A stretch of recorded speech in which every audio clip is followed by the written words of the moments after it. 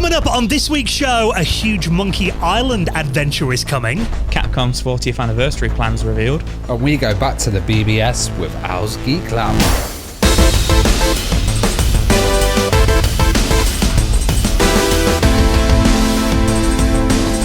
And the Retro Hour podcast is brought to you each and every week with our wonderful friends at Bitmap Books. Now, one of their books that's highly recommended, The Secret History of Mac Gaming, the Expanded Edition, with 70 extra pages, additional text, 60 new images, and this covers the history of Mac gaming. And a reminder of the important role that the Mac played in the history of video games. Check it out on the rest of their retro gaming collection at bitmapbooks.com.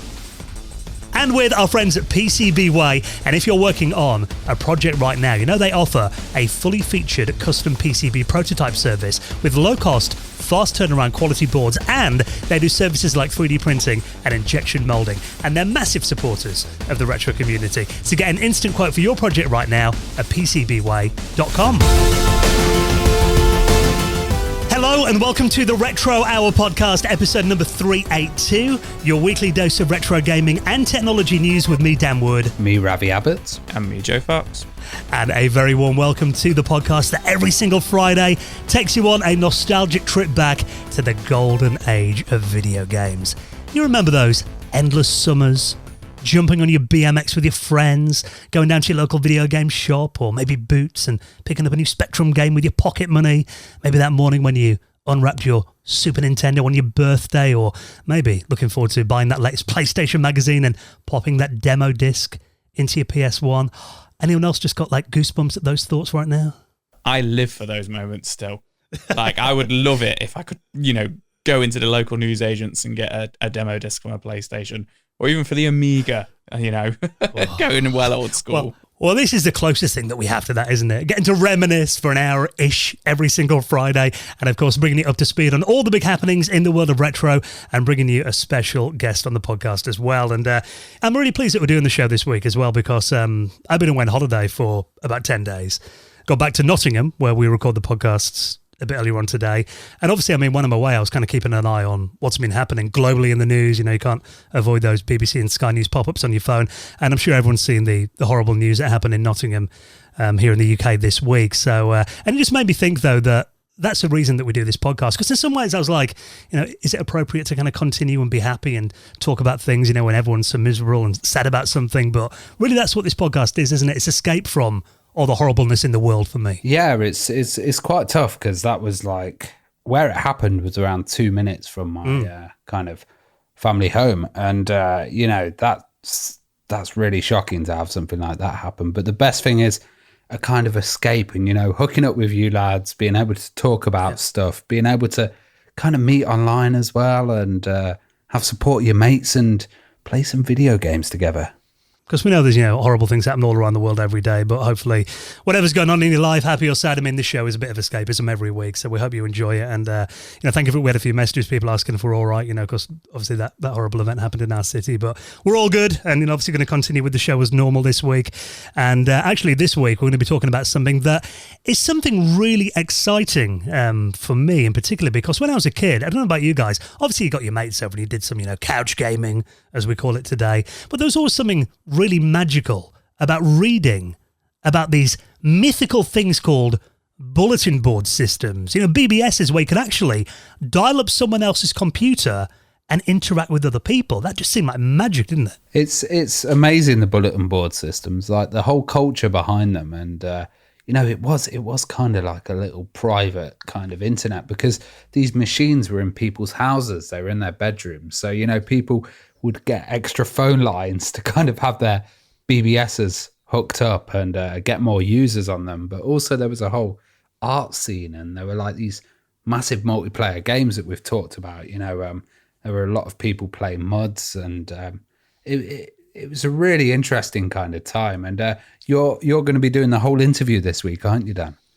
Yeah, well, I'm going to be chatting to a bulletin board historian. Now, this is Al from the YouTube channel Al's Geek Lab, who's done, I think, by far the most in-depth coverage of the BBS. Obviously, there's the one that Jason Scott did, a documentary a few years ago. BBS documentary, which is absolutely amazing. If you've not seen that, check that out. But I remember you linking me this Owl's Geek Lab on, and I was like, oh my God, more BBS stuff. Yeah, and he's done such a good job on this. I mean, it's actually been about 2.5 years he's been working on this. Wow. And he's put it out in like 8 separate parts. And it's kind of broken down into all the different elements of BBS. It's like, you know, wares and ANSI artists and people who used to run their own boards, sysops, that kind of thing as well. And each part of it is, you know, some of them are like an hour-ish long.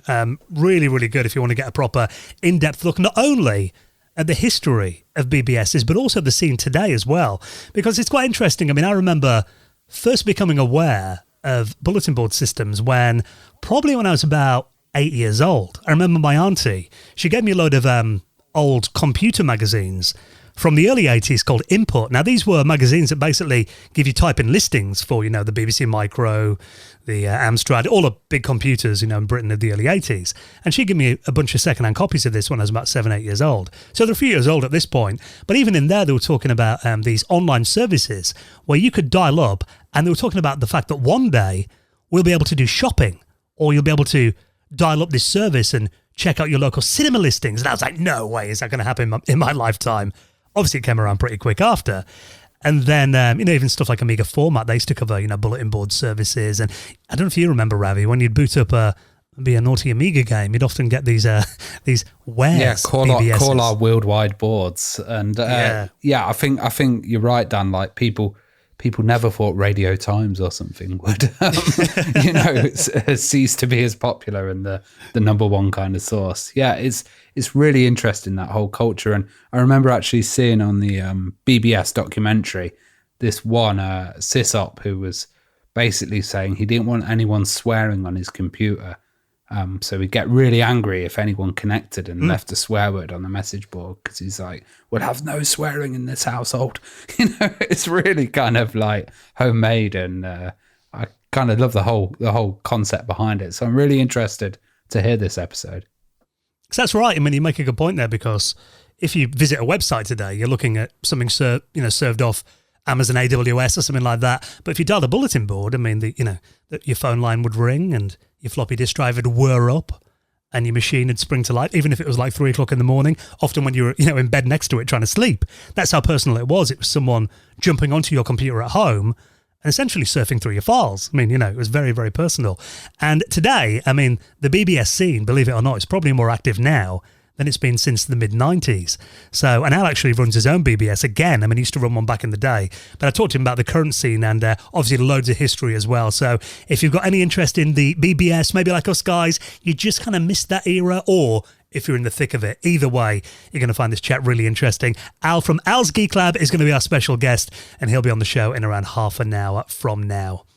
Now, of course, before that, we like to bring it up to speed on what's been happening in the world of retro from over the last 7 days. And even though I've been on holiday, and I told you guys, I'm taking a bit of a screen break, didn't I? So I'm not going to check Facebook too much.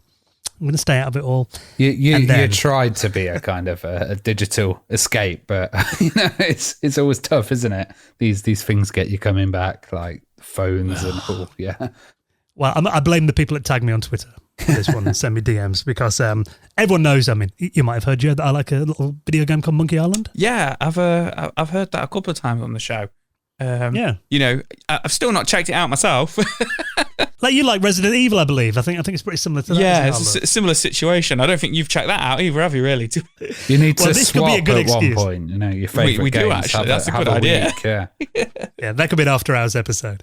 But this is really cool. Now, obviously, I've been loving a Return to Monkey Island, the new Monkey Island game that came out by Ron Gilbert, the original creator, a few months back. But now there is even more Monkey Island goodness coming out, and this time it is a crossover with the rare game Sea of Thieves. Now, I was on holiday and I saw this pop up and I had to watch this trailer, and I must admit, it gave me goosebumps, because it's got the characters from Sea of Thieves at the start and they're kind of lost in the mist, and then the mist clears, and then in this trailer you see Melee Island from Monkey Island, and then the legendary Monkey Island music starts playing. Check this out. Welcome to the Scum Bar, the most notorious tavern on Melee Island. Wall-to-wall rogues and scoundrels. So tell me, which ship is right for you? A big ship? A luxury ship? A ship with just a splash of je ne sais quoi? The legend of Monkey Island You mean Governor Guybrush. But Threepwood's not set foot out of that mansion for almost a year. Hey, what do you think you're doing? I told you no autographs. Now, straight away, I love the fact that they've got Dominic Amato, who's played Guybrush Threepwood, since the mid-90s, as the voice actor on this. And I don't know if have you guys played Sea of Thieves before?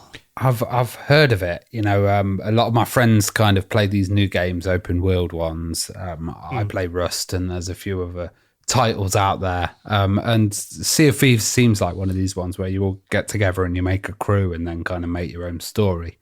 But my understanding is that this is going to be DLC. So I don't know if it's going to work in the sense of it being like a quest that you do together as a co-op group in multiplayer or a more kind of single player. Because Monkey Island's always been a bit of a single player experience, hasn't it? So this might open it up into that multiplayer world. And it's interesting to see that it's Lucasfilm Games as well as Rare, which, you don't often get that kind of collaboration. Well, for me, I've got Sea of Thieves because they released it. It's Microsoft Studios, obviously own Rare.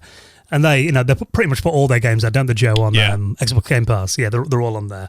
And I did download this a couple of years ago. And it's one of those where I maybe booted it up for like 2 minutes and then thought, I'll come back to that. And then, like 100 other games have come along in the meantime and I didn't get around to it. Yeah, I did the exact same thing. Downloaded Sea of Thieves and I've never played it. But I've seen my in-laws play it. They really like it. And you're spot on, Ravi. It's like a online multiplayer game where you play as pirates and, Okay. You have your crew. Have your crew and you do quests and stuff and you sail the seven seas kind of thing. So I think Monkey Island's probably quite fitting. There's not many pirate kind of franchise games that spring to mind, but these are obviously two of the biggest ones.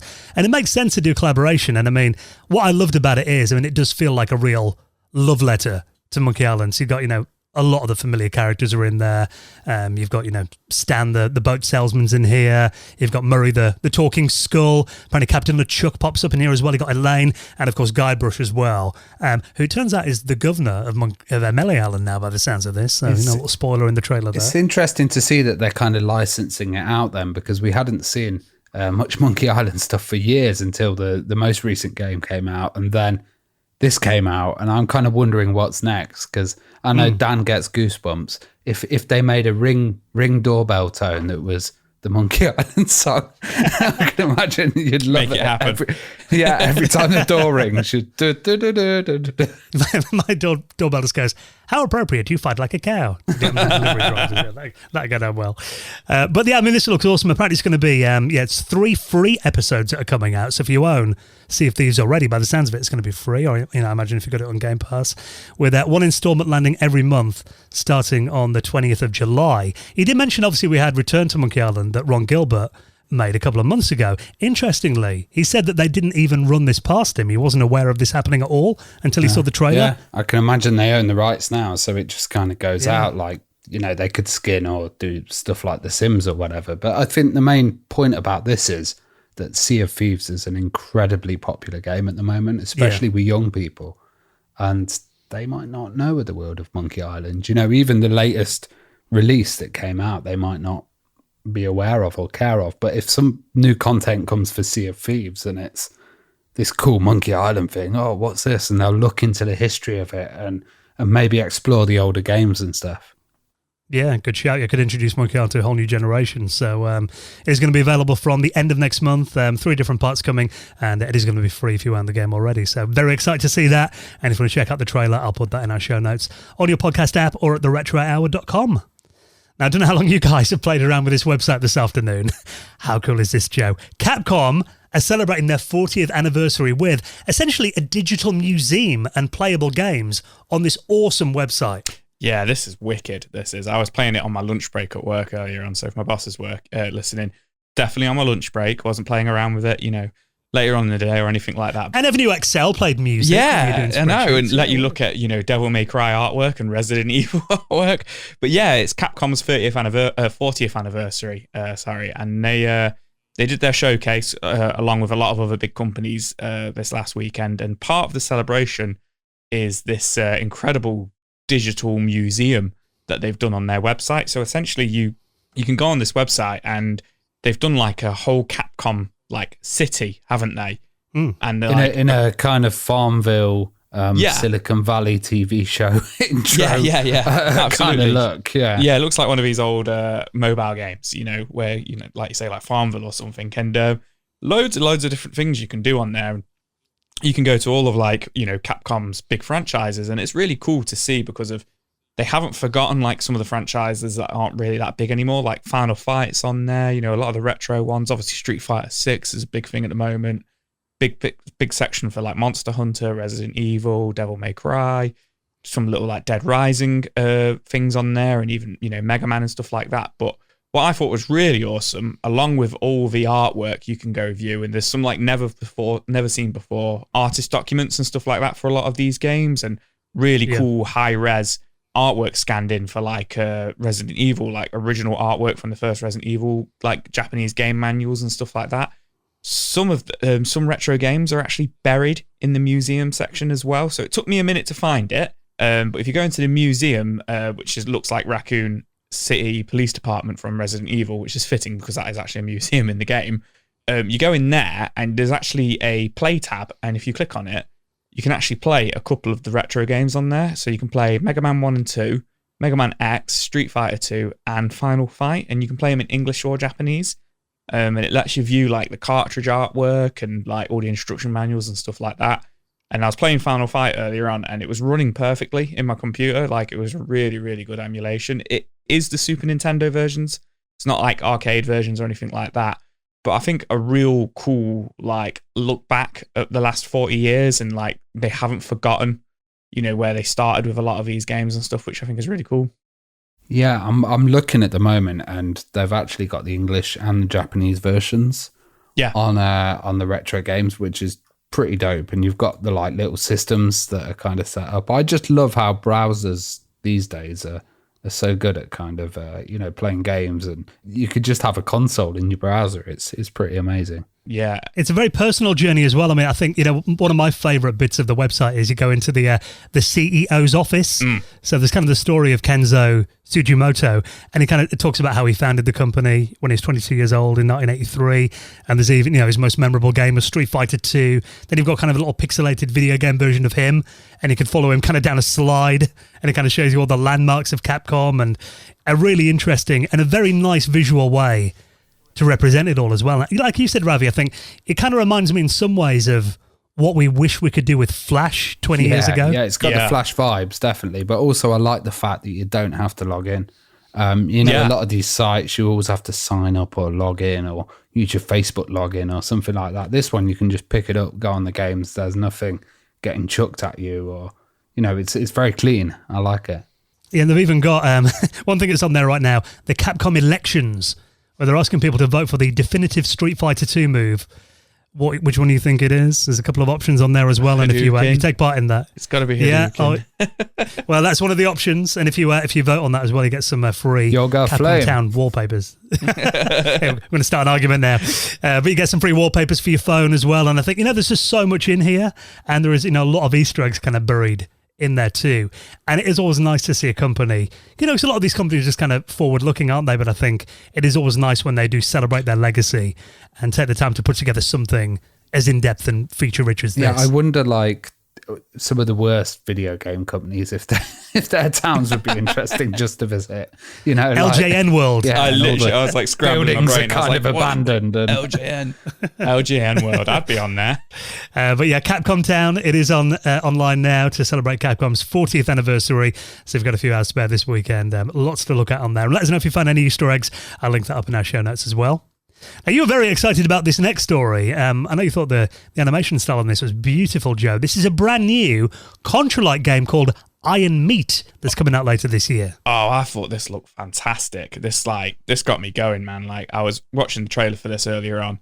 So this is Iron Meat. It's a Contra-style retro game that's coming to Steam on October 17th. So, run and gun platformer shooter. Beautiful, beautiful, beautiful graphics. And I was watching the trailer, and there's a lot of in-game cutscenes, like animated cutscenes.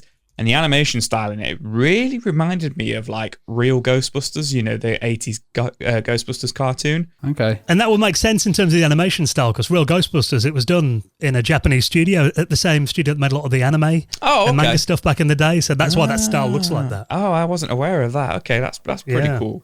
I was going to make a joke, but it's a family-friendly podcast, so I can't with this kind of name. But it gives me Turrican vibes as well, because I'm not that much of a Contra person. But just the weapons and the amount of enemies on screen is pretty impressive. Yeah, and you know what I really love about it as well is couch co-op on there.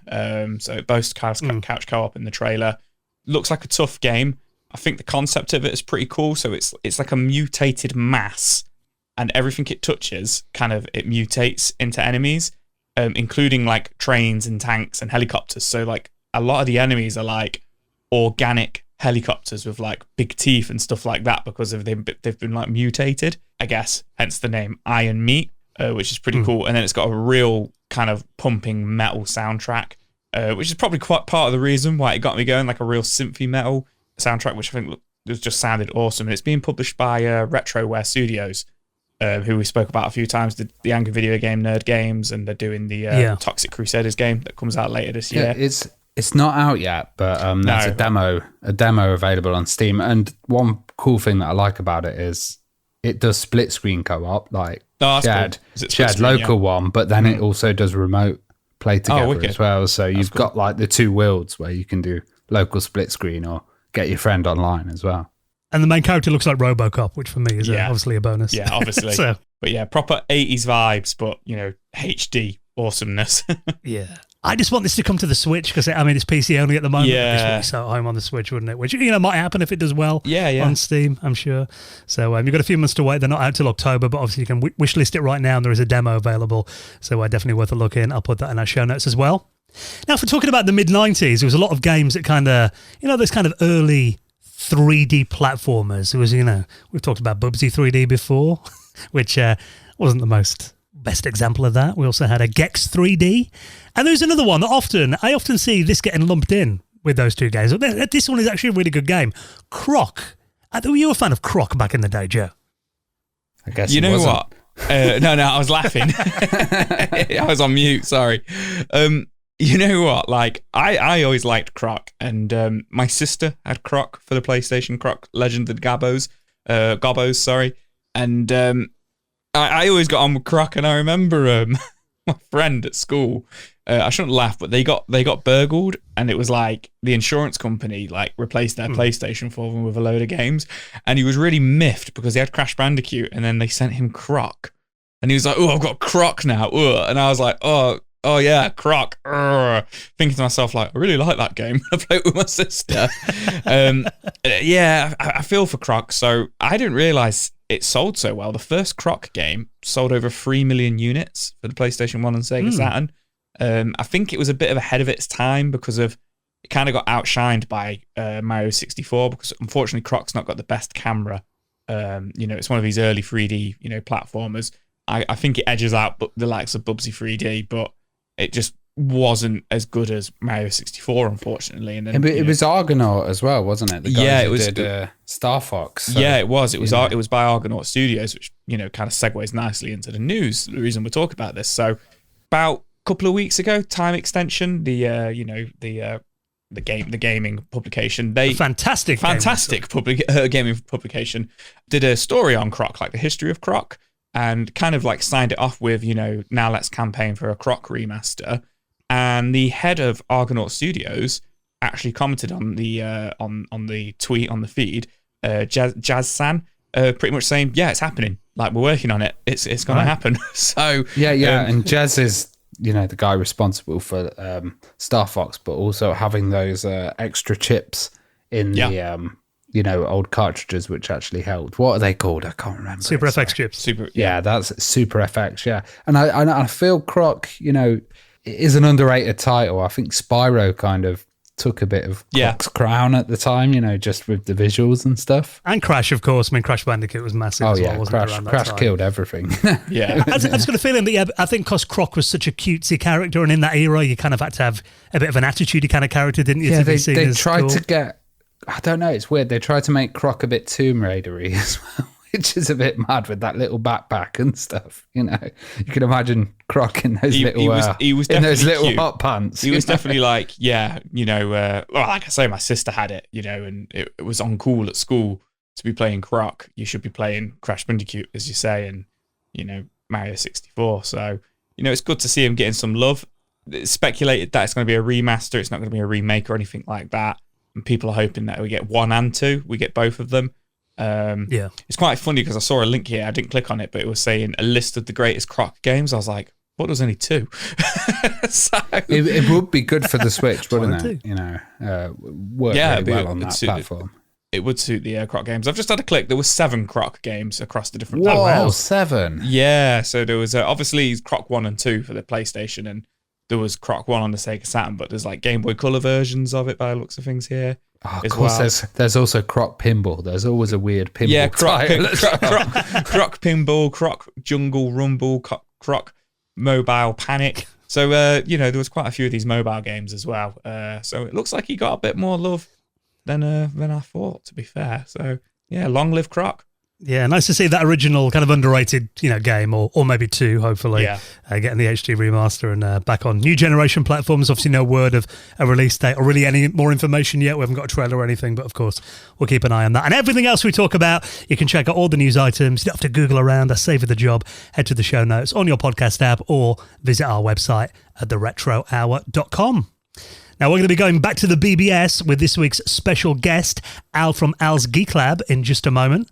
Before we do that, just a second to give a massive thank you to this episode's sponsor, and that is our wonderful friends of Future Publishing, who of course bring you incredible gaming magazines every month, including, if you love our podcast, Retro Gamer magazine as well. Now, the thing about Retro Gamer is obviously it covers all the old school stuff, the stuff that we love and talk about on this show, but if you're into modern gaming and future gaming as well, Future Publishing actually offer a range of different gaming mags for all tastes, including the legendary Edge magazine. Now, you're a big fan of Edge, aren't you, Ravi? Yeah, I'm a big fan, and I've actually got a subscription on this service for it because it is such a good deal. And I like Edge because it's got a bit of retro stuff in there. It's got a bit of modern stuff as well, and it's kind of on the edge. There you go. This latest one, they've got an interview with Julian Gollop as well, who did UFO Enemy Unknown, which was really good. They're looking at Diablo, System Shock as well. Counter-Strike 2, there's some really good stuff in there. Yeah, and also they do if you're a PlayStation fan. I know you've been looking at Play magazine, haven't you, Joe? Yeah, man, I'm trying to get the inside scoop on the Final Fantasy special they've got in there. They're covering Final Fantasy 16, which looks absolutely massive and just graphically looks absolutely stunning. They're also covering Baldur's Gate 3 as well in there. And also, as we are the Retro Hour, there is a pinch of a retro in there with the Retro Station section, where they're covering XCOM 2, Street Fighter 5, a brief history of the Remedy Entertainment, which looks really, really fun. But yeah, Play Magazine, definitely kind of like I mentioned it earlier on, a replacement for those old PlayStation magazines that came with the demo discs, kind of reliving it there with Play. And talking of retro as well, Edge is covering the Spectrum Next, so there's a bit of retro nice. in there. And they've got PC Gamer, if you're a hardcore PC gamer, that's out every month, definitely worth checking out. And of course, Retro Gamer magazine, the current issue, a big, massive main feature on Outrun 2, celebrating 2 decades of racing brilliance with the creators that brought Sega's Epic Racer home. The Ultimate Guide to Ghostbusters in here as well. They've got a Making of Clockwork Knight feature, the Ultimate Guide to Magic Pockets in there too. So, if you love gaming as much as we do, and there is just something about, I've been away on holiday this week, always take a few magazines away with me. Retro Gamer's one of them. I know you did the same, didn't you, Joe? It's just nice to have a magazine when you go away. Yeah, I popped into the Boots at the airport and got myself Retro Gamer and absolutely loved it. Well, that's the thing, because you don't want to miss out. If you're in the airport, sometimes it's not always there. And of course, we bring you incredible offers on this podcast, and support our sponsors, show them a bit of love, and it helps out the podcast as well. And check out this for an offer.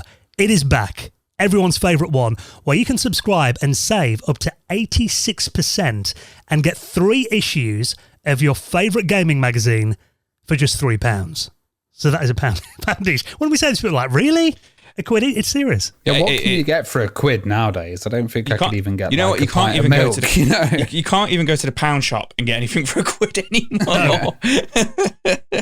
So this is amazing. Yeah, we'll take this offer up because we always get tweets down the line. People go, oh, I've missed out on it. Is it still going? So do it today. Subscribe today. Get your first 3 issues for just £3. Head to our website, this link that you'll need to make sure that they know that we sent you, magazinesdirect.com/retro trial. So that's magazinesdirect.com/retro trial. Show our sponsors a bit of love. Treat yourself to these brilliant gaming magazines. And a big thank you to our friends at Future Publishing for their support of our show. Okay, next we're going to be going back into the classic days of online, pre-internet, and also exploring the current BBS scene with Al from Al's Geek Lab, going back to the BBS next on the Retro Al podcast. You're listening to the Retro Hour podcast, and it is time to welcome on this week's very special guest. And I'm really excited to completely geek out about all things old school online bulletin boards, maybe a bit of early online gaming as well, with one of my favourite documentary makers on YouTube. And this is something that anyone that's got an interest in the early days of online needs to check out. And I know this has had a bit of a cult following over the last few years, a documentary series called Back to the BBS. So I thought I'd welcome on the creator of that series, and you could call him a BBS historian. This is Al from Al's Geek Lab. How's it going, Al? I am absolutely fantastic. Thank you so much for that lovely introduction there. It really, it's been. I don't think I've ever been introduced as somebody who has created a cult following, but hey, I'll go with it. Absolutely. Well, that's the thing. I mean, I watch a lot of YouTubers, and I stumbled across. Particularly more so during the pandemic, like I think everyone did. Pretty much lived on YouTube for pretty much all of that year, and that's when I stumbled across the first installment of your series that ran for over 2 years about bulletin boards. And obviously we'll get into kind of why you made that and some of the things you've learned and a bit of your history as well. But one thing I always find quite interesting to find out with our guests is kind of where your personal story began, because I know we're talking at the moment, you're in New Zealand, I'm in the UK. I detect your accent's not from New Zealand originally, though? No, I'm a sweaty sock. I'm from the UK myself, yeah. So I lived in Edinburgh and Glasgow for most of my youth, and so it was in 2010. I think I'd decided that it was just at the back of the GFC, actually, and everything in Scotland, and in England as well, I guess, wasn't so great. And I thought, well, let's do a plan B, and I headed off to a country where there's 3 or 4 times more sheep than people. I thought that would be a nice and good idea at the time. And look, I'm still here, so I guess that's a good idea. It's still a good idea. So hey. Well, going back to what when you were a wee lad in Scotland, I mean, how did you get started with computers then? I mean, what was your earliest memory and what got you interested? Yeah, I mean, the very first thing that I don't even know if it would probably be recognised as a computer, was the Atari 2600, which was probably a hand-me-down, and my mother used to play Space Invaders, and so I naturally loved that. But the first proper computer that we got was a clone Turbo XT, so that was at the sort of tail end of the 80s, I think, and, Hercules monochrome green screen. I think it was probably 8 megahertz or maybe even less. It was pretty slow, but it had a few things. My dad bought it second hand from his friend and had a few things on the hard drive that were left over. And I didn't know anything about MS-DOS. It didn't have Windows on it. It was just text. But I found the manuals, the 2 manuals. One was, in this sort of brown cover, and it was a Microsoft manual for MS-DOS 3.2, and there was one for GW Basic. And I think as a 9-year-old or an 8-year-old kid, I just thought, I've got to figure this out, right? I've got to see it. It was like a kind of choice, there was just so many things that I could do with this machine, and I thought, okay, I'll figure out some commands. And before long, I knew the dir command and I knew the cd command, and I was exploring the hard drive one day, and I discovered this folder called LS, directory called LS.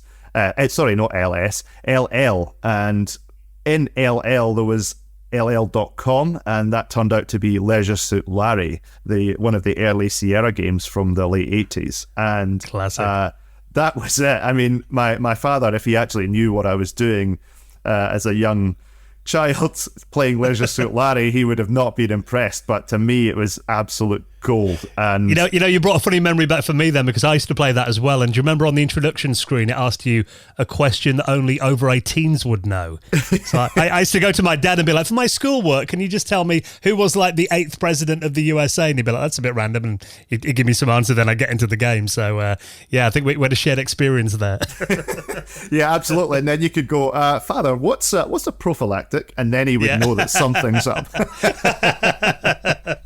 It wasn't long before I figured out that I think it was Alt-X or Control-Alt-X, something like that, got you past those questions, and I could get straight in, and that was it. And eventually I completed the game. But I think if it wasn't for Leisure Suit Larry and, learning how to use, the standard commands of MS-DOS, then I probably wouldn't have proceeded or prevailed with learning about what an operating system was, and then I wouldn't have learned about writing little programs in GW Basic, and I just wouldn't have really learned computers. Now, we had a ZX Spectrum for a while in my own bedroom. That was in the living room in the family home, the PC there was, but the ZX Spectrum was truly my own computer, and so I started doing my peeks and pokes and all that sort of stuff, and I guess that was also another introduction. But that was really my earliest memories with computers. And then over the years, I got a 486 and Windows 3.1, and then I built my own PCs, and I ended up working for a store in the UK called PC World as a technician and fixing up other people's PCs, and seeing what people did with their PCs back in the day was really scary. I thought, goodness me, if this is what people do with their PCs, I'm doing okay. I think I've got it. And from then, I think I just grew a confidence of things IT, and it was kind of written in the stars. I wanted to be a DJ for a while. I mean, everybody wanted to be a DJ, right? But that was like, what pays more, DJing or fixing up computers and things like that. So I ended up doing the IT thing because it was pretty clear that was a path. I was a bit of a school dropout, really, and so once I figured out that that's what I wanted to do, I wanted to do stuff with computers. I didn't really know what yet, but by then I was like, yeah, this is what it's going to be, and this pays better. So I guess by the age of 16, I had my path figured out. So yeah, I'm glad for that. I mean, I remember, watching movies like War Games when I was a kid and being blown away at the concept of a computer being able to communicate over the telephone lines to another machine. And then when I started buying computer magazines and reading about these mythical things called Bulletin Board Services, I mean, what kind of sparked your interest initially in BBSs, and where did your journey start there? You hit the nail right on the head there. War Games was such a massive, pivotal movie for so many people who, I guess, already had an interest in computers. Now, I didn't have a modem at the point in time when I saw War Games, but that XT, the old green screen, had been relegated now to my bedroom as my father had upgraded to a 486. So I had this in the back room, and I wrote a program in BASIC to trick one of my mates who came round that it had a modem and it was dialing up to a computer that I shouldn't be in it. And I was just taking the piss, but I was like, nice. Eek, what's going on? And he was like, and he totally fell for it. It was fantastic. But I think that was kind of the day when around then, I guess, I knew what a modem was. And I was just itching. I was absolutely itching to get my hands on one. And I didn't have a telephone line in my bedroom. It was on another floor in the house, the family house. But eventually, I think one of my friends sort of sold me a 14.4 kbps modem, really, really slow. And he sold me it for an amount of money that I could afford from my paper round money. And so I plugged this thing in, and I had to wheel the computer, which was a big, heavy machine, down to the kitchen where the phone line came in, and I plugged it in there, and I think I managed to figure out that I could hook it up to something and get it connected. And I think that I'm pretty sure, now this is very sketchy in my memory, but I'm pretty sure the first bulletin board that I connected to was one of these 0891 numbers. Like, it was a premium rate number. And it was in the back of a magazine called PC Format. And I don't know if that's still going, actually. So I plugged that in and managed to get on to that. And, I was very wary of the cost, and I was worried about that. But as soon as I got on this system, at that point, I realized that there was this whole realm of computer usage out there, which I had never encountered before. So all the things that I really loved about my computer, the games, the programming, even MS-DOS itself, I loved. I loved writing batch files and all sorts of stuff like that. But all of that, I just found a whole new dimension. Because the thing is that you have to be aware, for all of the listeners who, I guess, were born after that time in the age of the internet, there was no ability to email, there was no ability to chat with people, there was no ability to download files, nothing like that until pretty much the bulletin board. I mean, there were other online services, but, before the days of the late 70s, there really was nothing. And now I'd found this online world. There was something called online, and it wasn't the internet, it was something else. And that was a huge thing. So quickly, I got in trouble. I found a way to send some wire. I think I just bought some wire out of the local electronics shop and ran the wire down the back of the house out of my bedroom window. And it wasn't proper telco cable. I think it was just like 2-core cable. Ran it out of my bedroom window down into the master BT socket, and then figured that, I don't even know how I figured out how to wire it up into a BT socket. I guess, when you get bitten by a bug, you find out things pretty quickly, right? Trial and error, yeah. Punched into the master socket in the BT socket, which probably wasn't even allowed to be done by non-authorized people. Ran that up, as I said, and then got myself a BT socket in my bedroom, and then started calling bulletin boards, quick as I could. And a lot of these ones were out of the pages of a magazine, so they were high premium rate calls. And if they weren't premium rate calls, they were calling from Scotland to somewhere in England. There weren't many bulletin boards in Scotland, so again, that would be charged by BT back in those days at a national rate. And that was, it was really expensive. So you're talking calls, here in the early 90s, upwards of, I think the 0891 numbers were above £1 a minute. And the national rate calls were probably sub 50 pence a minute. So it's a lot of money when your only source of income is a weekly paper round, right? And the bills in those days used to come in quarterly. And so you can imagine the shock when I had been hard out using these BBSs, mainly at night, so I didn't get discovered and didn't have any crossover with people in the house using the same telephone line. You can imagine the shock and dismay of my parents when the phone bill finally did come in.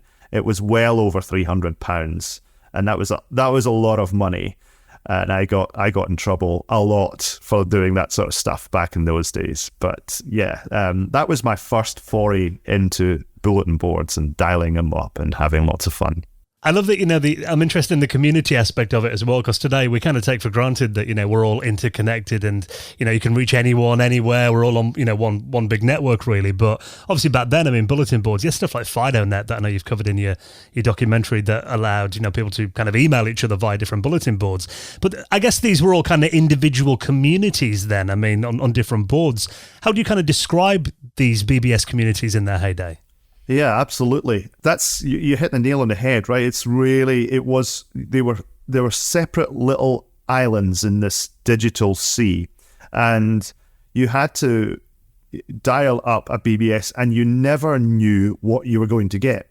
Some of these bulletin boards were what I call stock, and those were the ones to avoid. Really, if your BBS looked stock, if you just got a bunch of text and a really rubbish, and I can talk about this later, but a really rubbish ANSI art or the lack thereof, then you knew you were probably into a BBS that wasn't really that interesting. And then you'd go in and you'd have a look around and you'd see what the BBS would provide. And maybe it would provide text files, maybe it would provide some downloads that were shareware, These were all what we'd call the lame BBSs. So you'd have a few text files, shareware games. You could download a copy of Duke Nukem 1 or something like that.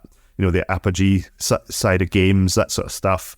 And a few other things like mod files, which were music modules, and I can talk about those in a bit as well. But you could download some fairly rudimentary files, and you could maybe have a chat with another BBS user if there was one online.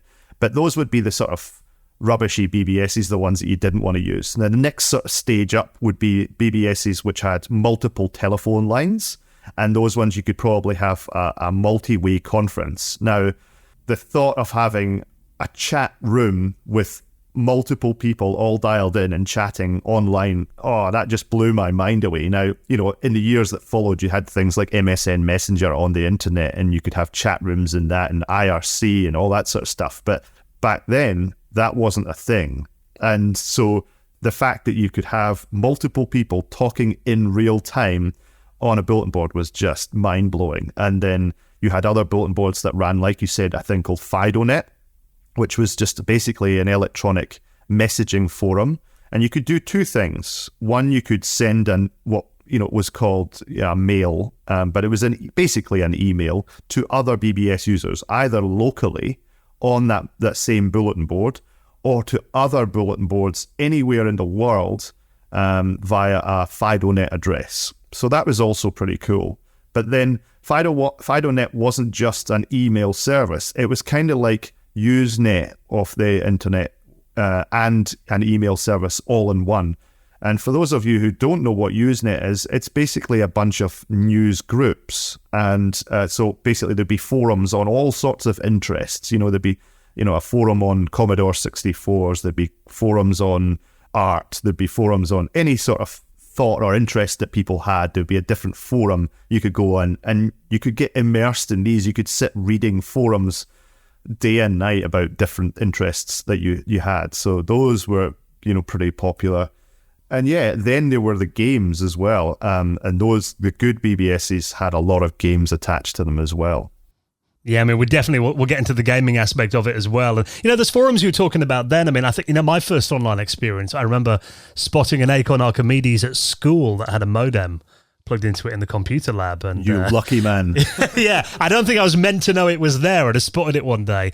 And I tried dialing up a service called KIX. I don't know if you remember that, the Computer Information Exchange. Yes.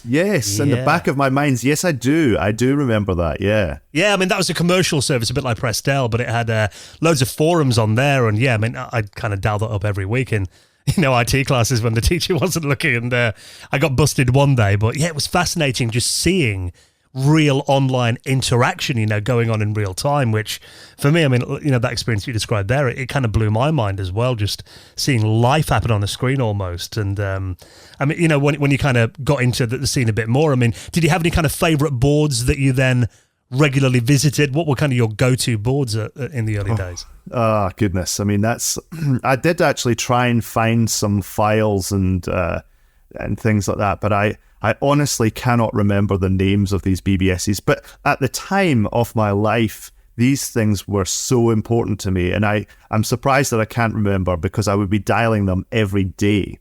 But I think what happened is quickly that phone bill problem grew out of hand, and I was grounded every other day. I was in trouble at school because I was staying up till 3 a.m, dialing bulletin boards. It just took over my life when I was about 13 or 14. And I think that the answer, I mean, there was two ways to resolve the bill issue. One of them was to do things with the phone network that you shouldn't do. So kids, don't do that. Well, I guess these days it's not really a problem because you don't use the telephone system. But that was one way. How did that kind of work? Was that like phone card kind of hacking and that kind of thing? Look, in these Fido mail groups, like I talked about, there were literally groups specifically for phone phreaking, which was the terminology used for, using the phone system for nefarious purposes, some of it including getting free phone calls, but there was all sorts of stuff like that. And I don't know if you remember the old BT phone cards. Really early back in the day, the phone cards were totally non-digital. they actually had little etches etched into them by the phone themselves, so that you could, it would tell the phone card, the phone pay phone itself, how much you'd used off the card. Well, you could actually make a little score in them that failed to work, and it didn't work every single time, but effectively out of a payphone booth, a phone card one, you could get free phone calls with that little hack. So we knew about that, and BT eventually were onto that, and they changed their cards. But for a while, that was a really good source of entertainment, and I would show the kids at school how to get free phone calls with that. But you must have seemed like a god to them, like, oh my god, free calls. Well, most kids at that time at high school weren't really into phone freaking or BBSs. That was just something that they I don't even know if most kids were really into doing that. They were into playing games and stuff like that. So I was a special kind of kid that was into that sort of stuff, and that special kid was me. I'd probably have lots of letters after my name these days, but at the time it was just good fun. But yeah, so there was two ways of doing it. That was one way, abusing the phone network, and the other way was a more legitimate method, and that was to run my own bulletin board so that people would call me.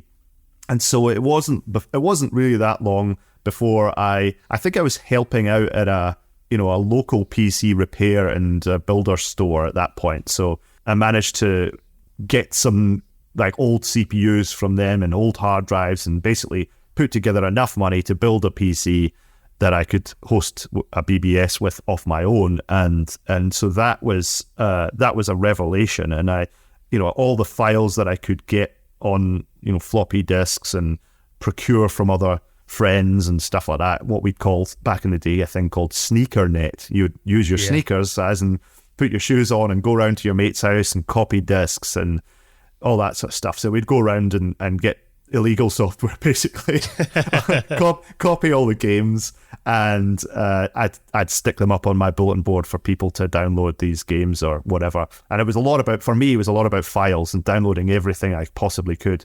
And then so people would call my BBS and upload their stuff so that they could download stuff. So back in those days, you had these ratios, and that was pretty common, right? So in order for you to be able to download stuff from a bulletin board, you might have to upload something first, and it couldn't be a duplicate of what was already on the bulletin board. So stringent measures about all of that stuff. But it was so cool. Like, people would actually start calling into my bulletin board, and I got a bit of reputation back in those days. So it was a whole load of fun. Yeah, really cool. Running your own board as well. I mean, you were the sysop then, and I remember, and I've heard stories and from people that said, when you went onto a new board, obviously you'd have, sometimes the sysop would kind of pop up and say hello, and they were, some people got nervous chatting to the sysop because, this guy runs the board, and then suddenly you're the one in control. Was it a bit of an ego trip as well, kind of being the sysop of your own board? Look, for me, it was more enjoyable. I wouldn't say it was an ego trip, but I knew so many sysops that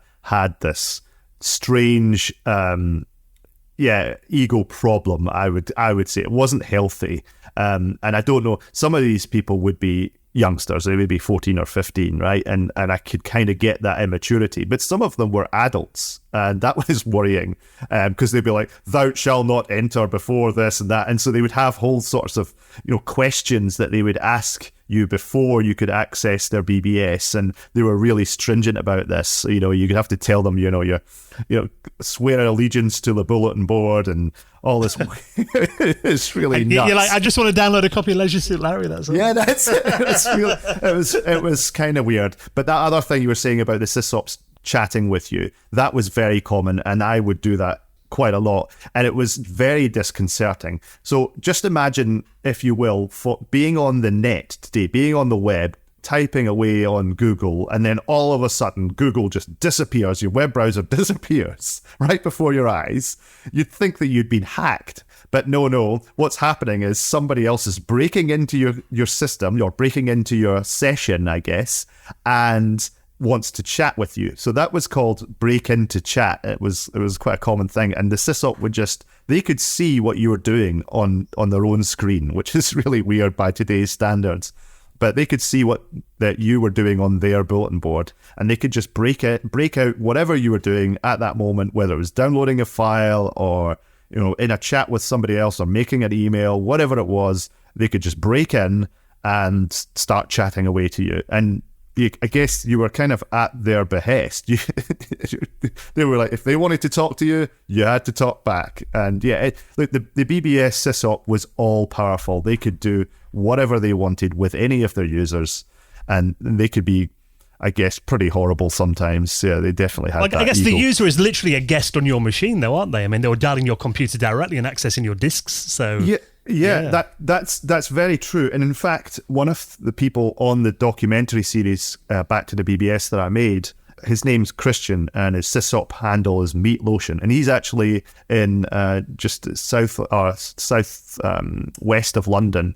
And he came on and he said, when you're a BBS sysop, even to this day, he runs a BBS as well, and I've kept in touch with him. He's a really great guy.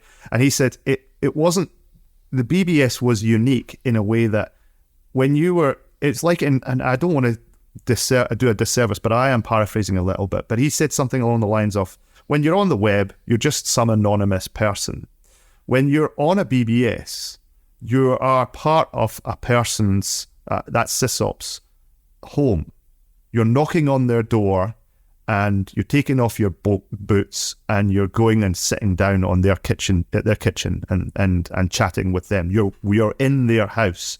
You're on their property, and you're on their hard drive or the floppy disk drive, looking through the files and using their system. So it was a much, much more personal thing. This was, it was a bunch of hobbyists really doing things with their PCs or their Amigas or whatever the machine was, and you were invited to use it. And it's a completely different concept to the web of today. Even if you set up a web server, somewhere, it's still, there's a massive disconnect. The closest you get, I guess you could probably make of it is that when, if you set up a web server and it's a Linux server or something like that, and it's in AWS or whatever, some server farm somewhere in the cloud, then, if you, the owner of that server, is looking at the logs and seeing, the 200s coming up in the logs with your web server, you can tell that somebody with some IP is coming in from somewhere. But you don't know that person's name. You don't know where that person's really from. You could find out, I guess. But, all you're really seeing is an IP address and where they're connecting from. With the bulletin board, it was a much, much more interactive thing. And it was just a lot of great fun. Yeah, when you're lying there in bed next to, your Commodore 64's there and the monitor's off, and then your floppy disk drive lights up and someone's on your board. That's much more intimate than a server log, isn't it, I imagine? Oh, yeah, absolutely. And when I was running that bulletin board, we literally had people who were paging me for chat. So my the PC speaker would go off at like 3 a.m. So the nerds never slept, and neither did I guess, from that perspective. And we'll hear more from Al from Al's Geek Lab in just a moment, talking about the early days of online gaming in just a second. Before we do that, let's quickly tell you about this episode's sponsor, our friends from ExpressVPN. And obviously, back in the BBS days, we didn't have to worry about online privacy and all that kind of thing, which obviously is a massive concern now. And also one thing that we spend a lot of money on is streaming services. Don't know about you guys, but when you top up how much you spend on Netflix, Disney Plus, Amazon Prime, I think Star Play is one my missus signs up to as well. It actually costs more than a cable bill. Yeah, and they've increased it as well. They keep gradually, raising the bills up. Yeah, it's a thing, and then you can't share logins as well. So you might be thinking, I'm spending a fortune on these services. But did you know, actually, you're not getting the full value out of them as well? Because if you use our sponsor, ExpressVPN, you can cut back and also save a lot of money every month as well. Now, let me tell you about this. I don't know if you knew that Netflix and services like that often have thousands more shows than you think. And obviously, because of licensing, you don't see them depending on your country. So what you see on Netflix here in the UK is completely different to someone in Italy or America or Australia. But by using ExpressVPN, you can basically change your online location, and ExpressVPN has got servers in over 90 countries that you can pick from. So whenever you run out of stuff that you want to watch, all you do is switch to another country, and then it unlocks all the new shows as well. And I'd rather you often use ExpressVPN to watch American Netflix, because there's loads on there that we don't get over here. And it's just like literally you press a button and you connect it, and there's no lag as well. It's like in HD and absolutely fantastic when I use it. The fastest VPN I've ever used. I've been watching Team America World Police, which is one of the funniest films that I've seen, and Batman: The Killing Joke as well, which was a series of comics that I used to read, and this is a comic book version of like animated series of this, really good as well, and a great musical and comedy one as well, which is Tenacious D in the Pick of Destiny. Hilarious. So if you want to check those out and lots more as well, dead simple, like Ravi said, literally the press of a button, refresh your page, and then all these new shows show up as well. And on top of that, also, you can use ExpressVPN to get discounts. You know, some services, for example, did you know if you bought Netflix in Argentina, it costs a fraction of the price? I know some people buy like YouTube Premium in like India, you know, save a lot of money doing it that way as well. And at less than £7 a month, ExpressVPN pays for itself and so much more as well. So it really is a no-brainer. If you want to get more shows and save money while you're at it, why don't you give ExpressVPN a try and let them know that we sent you. Of course, it helps out the podcast. Head to our exclusive link, expressvpn.com/retro. Use that and you'll also get 3 extra months free on top of a 1-year plan. So use our link, expressvpn.com/retro, and a big thanks to our friends at ExpressVPN for their support of our show. I mean, talking about your board, I mean, you mentioned kind of online games, and that was kind of a big draw. You know, I remember reading in magazines about, you know, certain boards would have certain games, and that would get a lot of people through the door and signing up to that bulletin board. So how did kind of the BBS, what role did it play in the development of online multiplayer games? And did you have any on your personal board, any that you hosted? Yeah, I think it was a huge draw for some people. For me, I played a passive interest in games. I was much more about the file aspect of it, but I think every single person with access to a bulletin board, whether they were hosting one or whether they were dialing into one, they all had their different purposes for using a BBS. And, you know, I hosted a number of popular games back in the day. One of them was called Legend of the Red Dragon. And there was other ones called Trade Wars 2002, Barren Realms, Food Fight. Those were, you know, really popular games. And most of them were sort of RPG style games.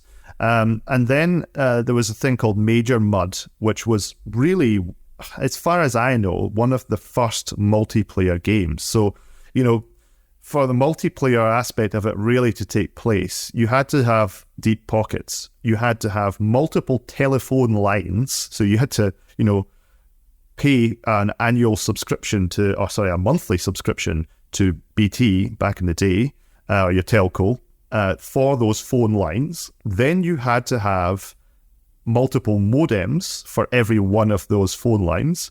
And then you had to have basically a serial port breakout, so to service each one of those modems. And then you had to have a beefy enough computer to service all of that.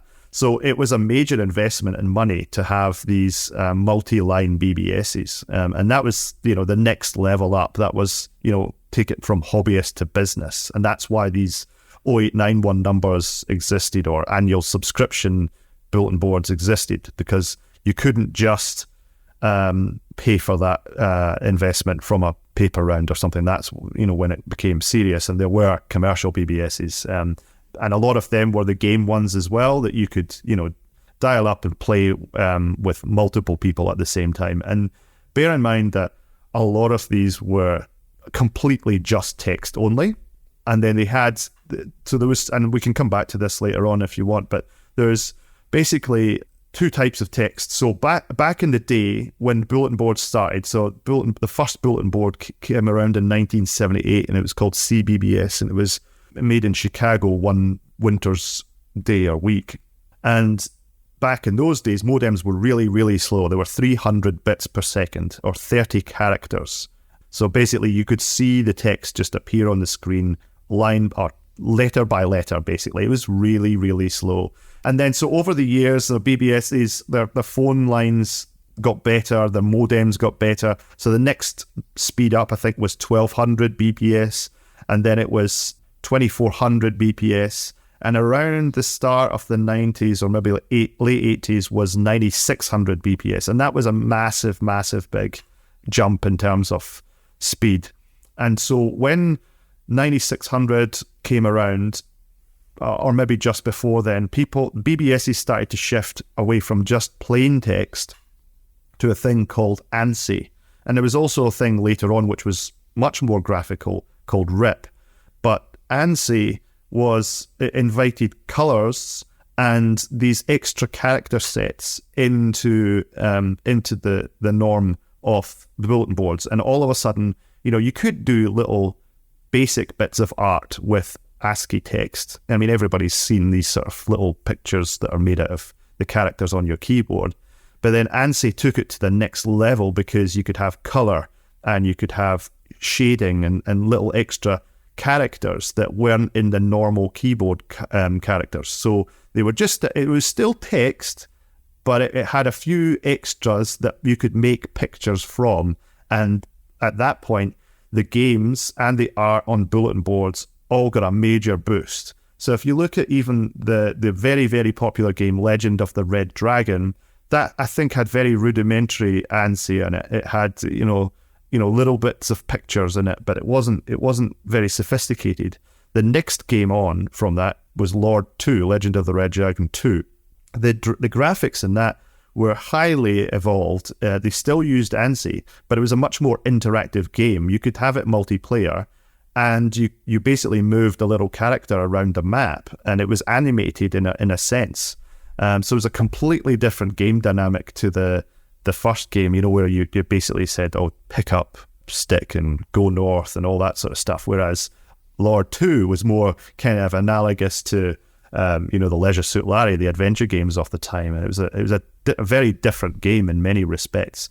And I preferred Lord 2, but most people they like the classic Legend of the Red Dragon, and people are still playing that game to this day. And I'm not just talking about one or two people, I'm talking about thousands of people. Oh, awesome.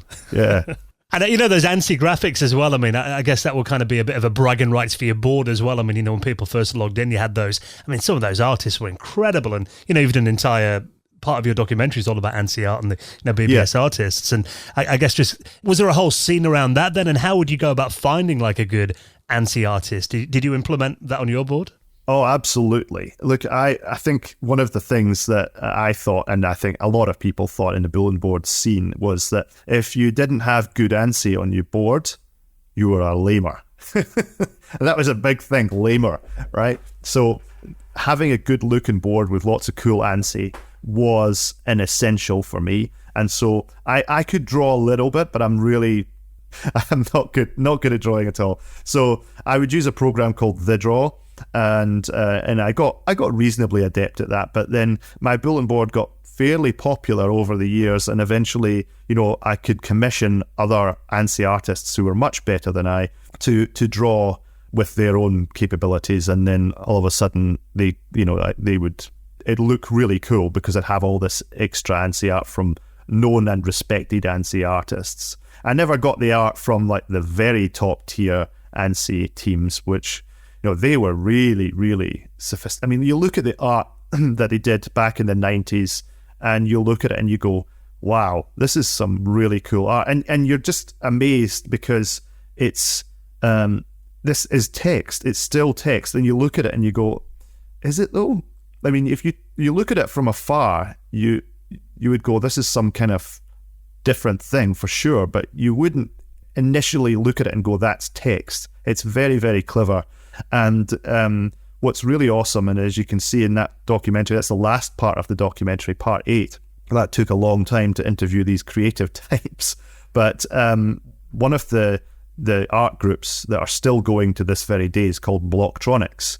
And they're all people who were mainly artists back in the 90s, and they're all grown up now.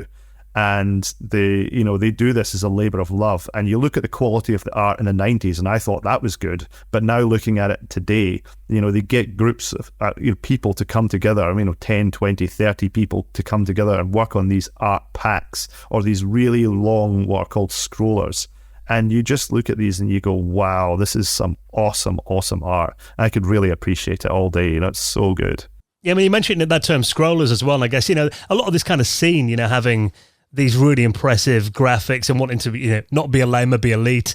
That kind of, a lot of it came out of the, the demo scene and the Cracktro scene before that as well, I imagine. And you mentioned about having, pirated software on your board. And, that was one of my earliest memories of online. I think it was my uncle's friend used to dial up all of the the pirate BBSs in places like Finland and Sweden, like Skid Row and Fairlight and places like that. And he'd always have, you know, the latest Amiga games that you could write to a floppy disk for me. So tell us a bit about kind of the wares side of the BBS movement. Was that quite underground then? How did it kind of work? Yeah, it was a bit underground because you needed to be kind of known, right? So these sysops that had the ego problems, some of it was a little bit justified because what they would be doing is vetting you as an individual, and you would sometimes have to sign off and say, right, okay, this is my address, this is my phone number, and the bulletin board sysop or the bulletin board itself would phone you back, could phone your number back and verify that they were speaking to the person that had just signed into the bulletin board. And there was all sorts of things or mechanisms that they would do to make sure that you were a trustworthy person and you weren't basically going to dob them into the cops or the FBI for hosting software which I guess was not legit. So it was quite common as well to log into a bulletin board and get like a standard 0 level of access, so you could see the legit stuff, and then as you got known by the sysops you could get an extra level up, and all of a sudden the BBS would kind of transform into this sort of underworld area, and all these extra file areas would appear, and all this a playground. Yeah. It'd be like a badass stuff. And then, I mean, it got really, some of them were a bit scary, to be honest with you. I mean, it was mainly done by pimply-faced youths, you know, who were just larking about. But some of the times we could log into a BBS and then eventually you'd get this extra level of access, as I say, or you'd stumble across a BBS through being told by somebody else, oh, check this other BBS out. And you'd log in. And some of the stuff was a bit strange, you know, it was a bit cult, or it was, some of it, you had a thing that was really popular just out of notoriety more than anything else, was called the Anarchist's Cookbook. Like, I won't say what it was, but I mean, you can Google it and you can find out what it was. And that sort of stuff scared me a little bit. I was like, I don't like the look of this. So that was stuff that I would certainly never host on my bulletin board. But yeah, there was all sorts of stuff, and so trolls and individuals like that and would post up stuff on bulletin boards. It's as old as time, you know.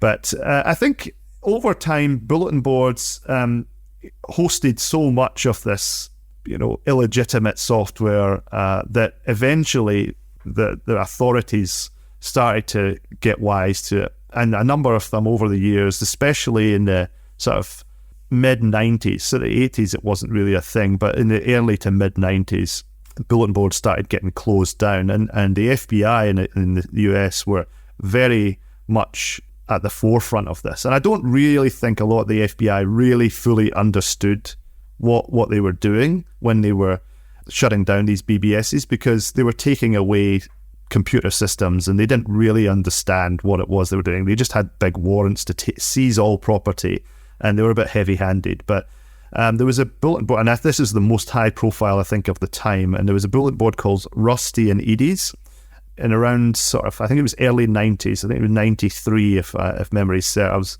that they were raided by the FBI under charges of software piracy.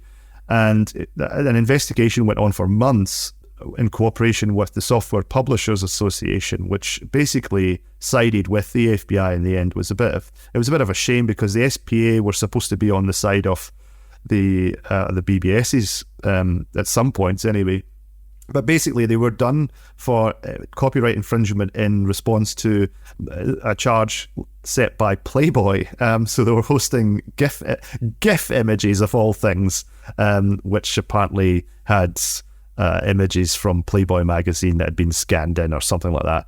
But yeah, settlement was reached and it was dismissed out of court later on in the 90s. I think it was in court for years. So yeah, it was a thing, you know, and a lot of people got scared. And I think that was kind of one of the things that stopped the underground scene getting to the next level, which it could have got even bigger. But at that point, once these charges started to shut down some BBSs, there was less flagrant disregard for the law, and there was a lot of BBSs that either shut down because they got scared and they were probably kids hosting these things, or they went super, super underground. And so there was a clique. And if you weren't in that clique, you didn't get the telephone number to that BBS. So it was, you had to be in and very, very trusted before you could dial into them. It's even over here. I remember reading, in disk-based magazines like Grapevine, I used to read regularly, and they were talking about how, the Federation Against Software Theft, FAST, they were called here in the UK. Yeah, I remember that. That's right. Yeah, you remember the adverts in magazines and stuff, and then they would, they'd eventually start raiding BBSs. But yeah, I remember reading stories about how, like you said, that they didn't really know what they were taking. They'd even take biros and rulers and stuff and desks and anything that was in the computer room to take away for 6 months. So yeah, I guess you wouldn't be that popular with your parents if half your bedroom went missing, to the police. So wasn't me, Mum. Yeah, exactly. So I remember out of that, obviously, I remember a lot of groups kind of going legal at that time and moving away from wares, and kind of the online culture and the demo scene kind of taking over as well. So how did you kind of see that shift then? And I mean, I know you've done parts on your documentary series about this as well, the online culture and the demo scene tying into the BBS. Yeah, I think the internet was probably starting around the days when the demo scene were taking off, but because of this kind of edgy feel to bulletin boards, and bear in mind, when I say the internet, I don't necessarily mean the World Wide Web. The web wasn't available until, let's just say, it was a thing that had been constructed in 1993 by Tim Berners-Lee, but it wasn't really available to most people until the sort of late 90s, so 96, 97 sort of time. So the bulletin boards were the perfect hosting ground for the demo scene because it had that kind of edgy feel, right? The ANSI graphics were always like kind of things like skulls and crossbones and, just things that really looked a bit scary when they probably weren't, but, they kind of had that feel, right? And so these demo scene groups really loved that kind of underground feel. So not only was it the perfect marriage for the wares scene, it was also a really good marriage for people in the hacker scene and the demo scene. So these demos were just amazing. And so they had these, as they were artists as well. So the art in the ANSI scene, there was the demo scene. And so they grew up distributing the demos. So you would get, I think they were called runners or something like that. So you get this specific people within a demo group that would go off and distribute the new demos or demo packs that the demo group had made, and they would just basically go out and upload these new demos to different bulletin boards across the world. And it would have cost them, I guess, quite a fair amount, but that was really an effort in early marketing, because if your demo was out there on bulletin boards and these bulletin boards were popular boards, then your demos would be known by all parts of the world, far and wide. And so I think one of the groups that were really good, not only at making really, really good demos, but also a group that were really good at marketing their brand, was a Finnish group, a demo group called Future Crew. And they really started in the very late 80s. And then, they eventually had their own bulletin board in Finland, but they had prolific sharing by followers, but also by their runners on the BBS networks. And so their demos were absolutely everywhere, and their demo Second Reality is probably one of the biggest demos of all time anyway. It's very well known, but it's also one of the ones that was shared absolutely prolifically on the BBS days. And that was kind of like, it was a symbiosis that went on. And yes, other demo groups that were really popular as well was Fairlight and the Black Lotus and Farbrush, Andromeda Software Development ASD, Melon Design, Orange, Complex. Lots and lots of really good Amiga and PC demos as well. So it was so good to get on a really good BBS with all these great demo groups launching their first demos or their big demos onto these BBSs. Yeah, I guess it was kind of like a form of early viral marketing, wasn't it really? Because, you'd want to have these amazing demos everyone was talking about on your board. Yeah, and if you were the board that had the first demos from a group, like if you were the board that got the files first, or if you were the board that got the wares first, or whatever, if you were one of those ones that got the first uploads, then your notoriety as a good elite board, it became well known, and then the sky was the limit at that point. You were the sysop, you were, the man. Usually it was a man, unfortunately. There was not much diversity. It was kind of white males, usually boys. That was just the way of it back then. But you were the king if you got the first dibs on all of that stuff. Well, you mentioned about the internet kind of coming along in the mid 90s, and that was such a big change. And how did the BBS scene change with the advent of the internet? Yeah, I think it was one thing that some people were ill prepared for, and some of the BBS sysops did adapt, but it was such a change. I mean, you think about it. If you've never used a BBS before, then it's hard to define just what it was. But really, it was a completely different platform. The way of interacting with people felt so alien when the internet came along. For me, it felt much more anonymous, right? And I think that was something which I think a lot of sysops really struggled with. And so we entered onto this online world on the internet, and we used FTP to download our files. There was nobody to say thanks, and there was nobody to upload files to again. And then we downloaded our graphics and our stuff like that, and we went on to IRC chat, and we went on to other platforms as well. And I think, because of that animosity, people thought, oh, well, we can get our stuff on the internet.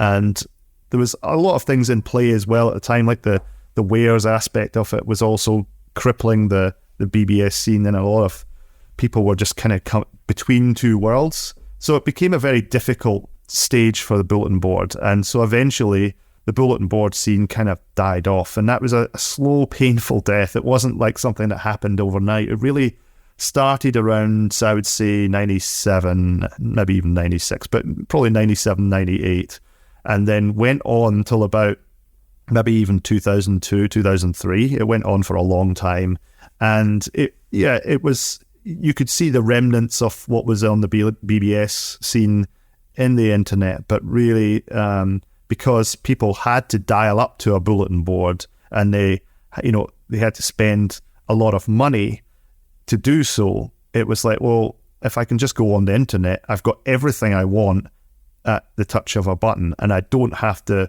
dial up multiple different bulletin boards and get files from everywhere else, or speak to different people in different places. And so it just made sense that the internet was going to win out in the end.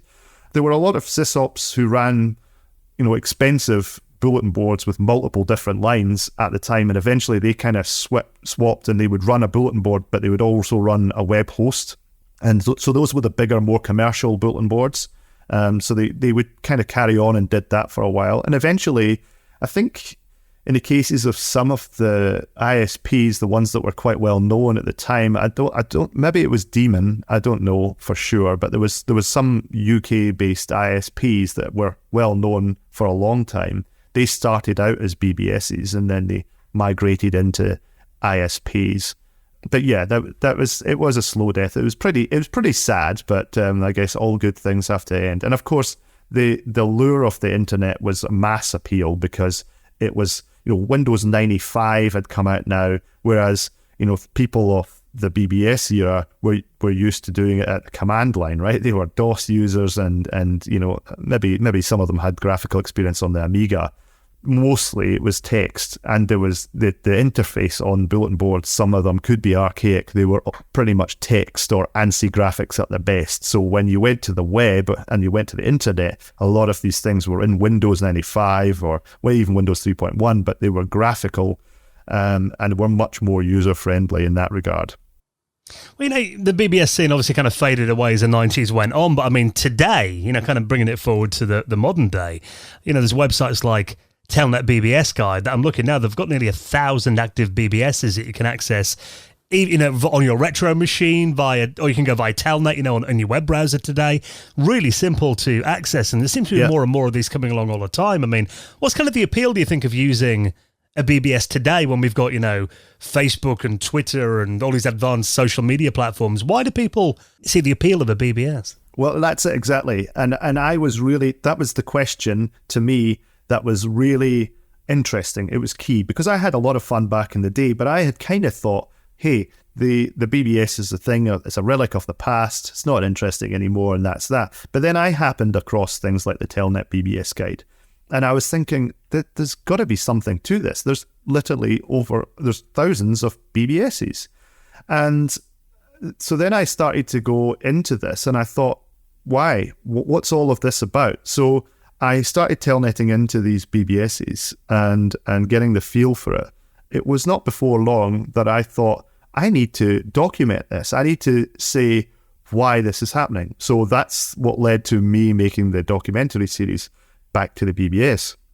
And the subtitle of Back to the BBS is The Return to Being Online, because we are returning in essence to the first form of online. The reason for this is that, when we first started out in the web back in 96 or, the late 90s, basically, it was quite good fun. We basically got to make the internet our own. There was lots of different corners of the internet, and there wasn't really huge, big corporations running it for us. Right? I think the biggest corporation was Yahoo, and Google weren't even around. It was a few years before Google came around, and again, they were just a small organization running out of a garage at the time. So, there wasn't big corporate in the internet. So things like GeoCities, where we could go in and make our own little websites, and a lot of the web and the internet was personal interest kind of stuff. It was a lot of good fun in the early days. Fast forward into the mid 2000s, or that sort of time, I guess, maybe 2010, I guess. When we're in that sort of era, we've got big conglomerates. We've got Facebook, we've got Twitter, we've got Google, we've got Microsoft, lots of big names. And if you think about the time that you spend on the internet, a lot of the time is with those big companies, right? It's not this little personalized corner of a digital life anymore. And it's a great tool, but I think one of the interviewees that I spoke to in one of the interviews of the Back to the BBS series, Daniel Kelly, he described it as that his computer and the internet, by extension, had just become another tool. It wasn't fun anymore. It wasn't like this thing you'd go on and you just couldn't wait to go on, and all your friends would be there. It'd be like going, it's like Cheers, everybody knows your name, and it was a lot of fun. The fun had been taken away, and it was really sad. And I felt exactly the same way, and I didn't know what was missing. I just kind of accepted it. It was just, I'm using the web, I'm using Facebook, I'm using Twitter today, but that's it. And I thought, this BBS stuff, it's still a heck of a lot of fun. And I was logging back into them, and I wondered if it was just nostalgia. But then I realized that there was a whole community of people out there, and it wasn't just for nostalgic reasons. We could talk about everything and anything. It was, all sorts of interests. I was talking about movies and diet, food, like all sorts of stuff.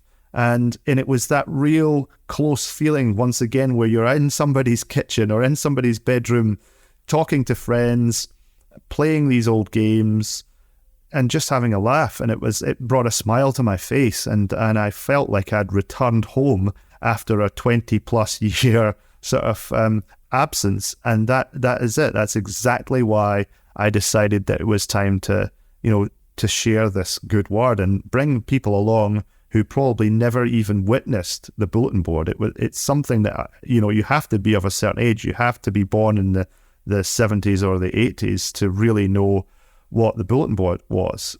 And then I started finding out that there were people out there who were young, who were in their teens now. And so I interviewed a few of these young users, and I asked them, I said, A, how did you find out about bulletin boards? And B, why are you keeping them coming back? And they are saying the same things. They've got disillusioned with the internet of today, and they wanted to find a different outlet for the stuff that interests them, and so that's a really awesome thing. Yeah, and there's great communities. I mean, you know, when I first started watching your documentary series back in 2020, I think I watched the first 2 parts, and I had my Amiga 4000 set up next to me with, I've got an Ethernet card in there, but it's got like a serial emulator. So I was telnetting into a load of BBSs, and any ones that came up on your screen, you know, anyone that was still active, I'll check their boards out as well. And it was just great fun. You know, really, it was...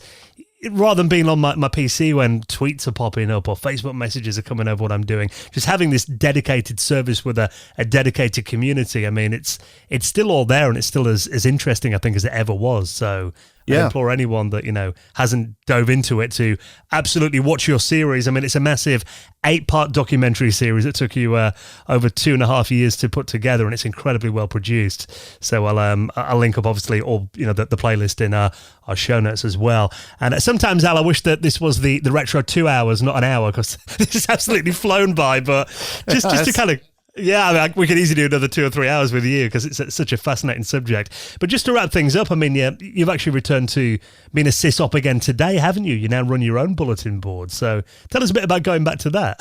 Yeah, well, I thought it would be the perfect companion to the Bulletin Board series. And I thought, I'm never going to do this. I'm never going to spend the time to sit down and build a bulletin board again. It's not something I'm going to do. But as the time went on, it got bitten by the bug again, and I set up the bulletin board with a piece of software called Mystic. There's also Synchronet out there, and there's lots of other pieces of software now which are even newer, which are, you know, they don't have any legacy. There's some written in modern languages like JavaScript and Node. So there's lots of software out there if you want to start up your BBS in the modern age that run perfectly in Windows, Linux, or Mac. And so, I already had a server that was doing a few things on the internet. So I thought, right, I'll just stick the software on here, put up some stuff, make some ANSIs. And it has become a companion to the documentary series, but it's also, you know, a perfectly vibrant BBS in its own right. And, you know, I've made some apps for it as well, which do API calls. So I made one that, you know, at the time when cryptocurrency was a huge thing, I made a little app which basically, I say app, it's called a door or a mod. It connects out to the internet, pulls down the crypto information from, I think it's CoinGecko API, pulls that down and then presents that information with an ANSI graphic, so you can track the crypto market in real time. So there's stuff like that which provides a marriage between the internet of today and the BBS days of old. So it keeps it kind of relevant. And that sort of scene, that sort of marriage is not just exclusive to my BBS. It's across a lot of BBSs. You can get up the weather for your local area on my BBS as well. You can do all sorts of things that you couldn't do back in the day. So I think that's been a lot of fun to learn that sort of stuff over again. And of course, I've joined it to the common networks such as the FidoNet and FSXNet, which is a new network, which again it's you know, kept up to date, and there's not many trolls on that one. It's quite good, so I quite like FSXNet. How do people get access to your BBS if they want to check it out? Yeah, if they want to check it out, they can just use. There's a few. You can use just standard Telnet, but for the best experience, there's a number of software that you can download free of charge. One is called SyncTerm, SYNCHTERM, and another one's called Netrunner. Both work pretty good. So SyncTerm, just go online, Google that, and download it. It's a tiny piece of software. And then you can, I think the address to my BBS is bbs.alsgeeklab.com, and you can use port 2323 for Telnet, and I think 2222 for SSH connections as well. So you can get it that way. Obviously, I'll put links to everything we talked about in our show notes. Been an absolute pleasure talking to you. Thank you so much for coming on and did a bit of reminiscing with us about the BBS days, and long may it continue. Pleasure's all mine. Thank you so much, Dan.